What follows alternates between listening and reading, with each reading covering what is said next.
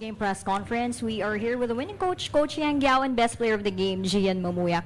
Coach, nung previous conferences, hindi naging maganda yung simula nyo. This time, 5-1 kayo. What can you say about the impact of your new guys which helped you with this strong start?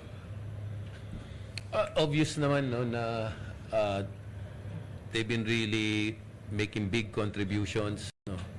Our fortunes have changed no, from the previous conferences. We were starting badly, pero ngayon, yun nga, kahit natalo kami sa San Miguel, okay pa rin naman sa amin. We think it's really a loss where you can learn a lot from. So, kaya naming tanggapin yung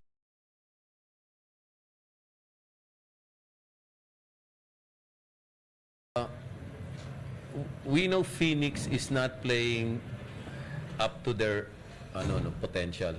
They're struggling.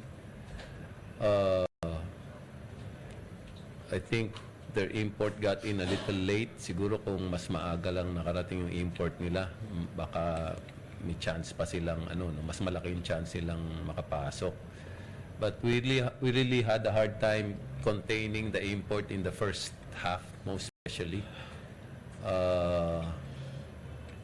Talaga, prolific scorer talaga. So, we just try to work hard on making his shots difficult, just trying to make him less efficient. But we know he's going to score anyway. So, sinubukan naming contain yung mga locals nila. We feel na at some point he's gonna get tired. At some point, maybe his percentages are gonna go down. Yun nga, it happened in the fourth quarter. May siguro napagod na rin siya. Also, we kept the pace going. No, it's our natural pace, actually. No, all of the guys, they come off the bench. As soon as they're inside the court, they only go at one speed. So, tingin namin, nakakasabay yung Phoenix sa amin ng 3 quarters, pero nung fourth quarter na namin yung speed, yung pace ng game na ko-control na namin. So I think that's a big part of it. Thank you, Coach. Gian, you came off the bench today. You also had to guard at times yung import ng Phoenix. What can you say? How tough was it to defend him, and how were you able to execute well on both ends?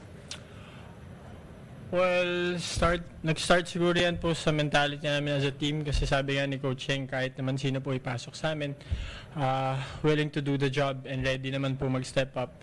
So, sa kataon, isa lang po ako dun sa mga yon na bumantay sa import ngayon, pero nagpalit-palitan naman po kami.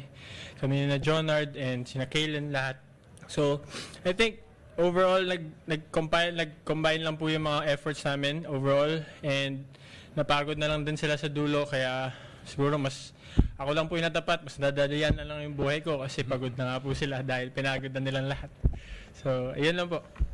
Gian, napansin lang namin, hindi kayo nagkakamayan ni Richie. May ano ba yung kwento dun sa inyo? Grabe naman po, hindi po, kaibigan po kami ni Richie. Ang ayaw ko lang po is masisigawan ako ni Coach Cheng. Kasi pag kinamayan ko po si Richie, masisigawan po ako. Pero off the court naman po, nagkakamayan naman po kami. Kasi pag kinamayan ko po si Richie, hindi naman po si Richie. Away muna basta may laro. Di naman po si Richie. Laro, okay na kami. Di naman po si Richie mapagalitan, ako po. Pero magkaibigan po kami ni Richie.